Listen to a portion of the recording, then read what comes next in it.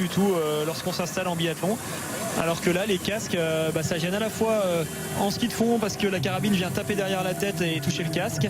Et ça gêne aussi pour le tir, car l'avant du casque va venir, si on ne place pas correctement son casque, va venir appuyer sur les éléments de visée et ça peut nous gêner, nous déconcentrer. Il y a également les lanières sur les côtés du casque qui peuvent être gênantes. Donc c'est une petite habitude à prendre. Et regardez Thierry Lecoff qui a dû bouger son casque juste avant de s'installer. Marie, elle l'avait déjà bien placé en arrière.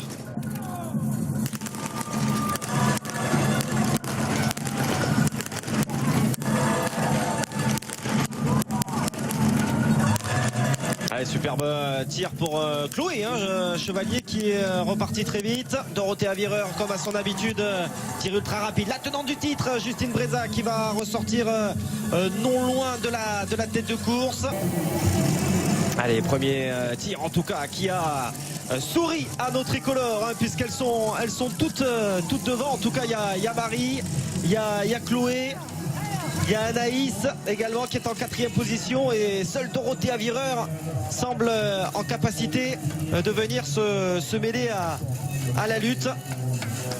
Et Marie qui a pris les devants devant Anaïs Chevalier. C'est parti, la course est lancée, maintenant ça se regarde plus. Et mine de rien, même si cette piste, hormis la petite passerelle qu'il faut passer, semble assez facile, on a l'impression que c'est tout plat, mine de rien, il faut quand même les enchaîner, les kilomètres, il faut quand même garder le cap. Et Anaïs Chevalier qui décide de rester plutôt prudente, de laisser un petit peu Marie prendre un peu d'avance. Marie, elle gère son truc, on a pu voir qu'elle était très en forme sur la montée du fjord.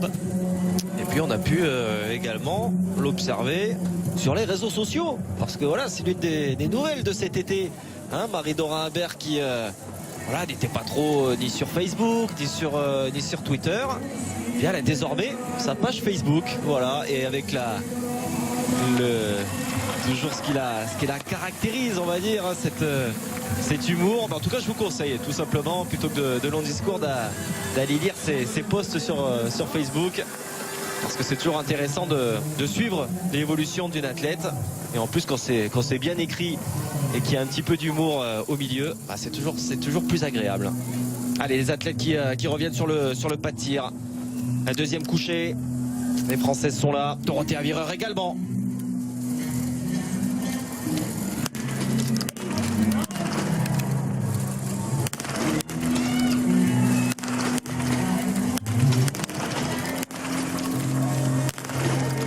Un peu plus compliqué là pour les Françaises, alors que Dorothée Avireur, elle, réalise le plein. Il y aura 2 tours pour Marie-Dora Imbert, 2 tours également pour Anaïs Chevalier. Anaïs Bescon va limiter la casse avec un tour seulement. Et le plein pour Justine Breza qui va certainement revenir au 2e rang, tout comme la jambe gauche est très très sollicitée et on reste en statique sur la jambe droite, du coup ça peut faire des petites crampes. Il ressemble un petit peu à celui que vous... C'est un show, c'est une compétition non officielle, donc les organisateurs ont le droit de faire comme ils le souhaitent et l'anneau est un petit peu plus petit.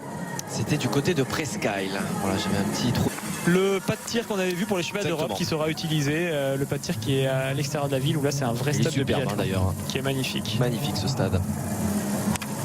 Allez, premier debout pour Dorothée Avireur.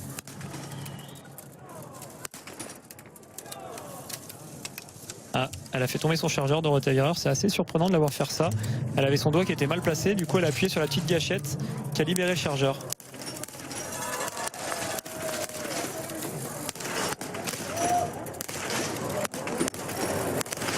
Et du coup, quelque peu déconcentré là, Dorothée Avireur.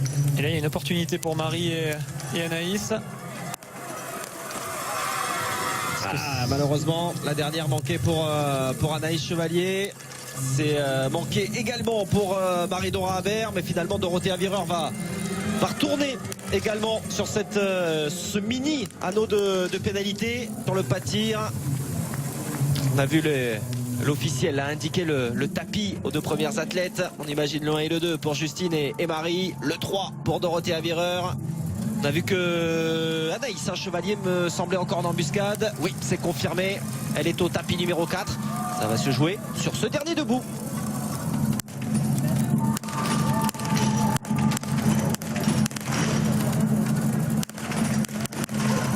Et ça tire pour l'instant. Attention oui. comme c'est bien parti pour tout le monde. Oui. Oh, Dorothée Avireur qui va manquer la dernière. C'est également le cas pour Anaïs Bescon. Marie également ne va faire que 4 sur 5. Et finalement, c'est Anaïs Chevalier qui va réaliser le plein et qui va ressortir en tête. Anaïs Chevalier. Précédant cette compétition ici en Norvège, elles ont travaillé, elles n'ont pas du tout préparé cette course. Le but, c'est de venir ici pour se faire plaisir et faire quelques compétitions. Mais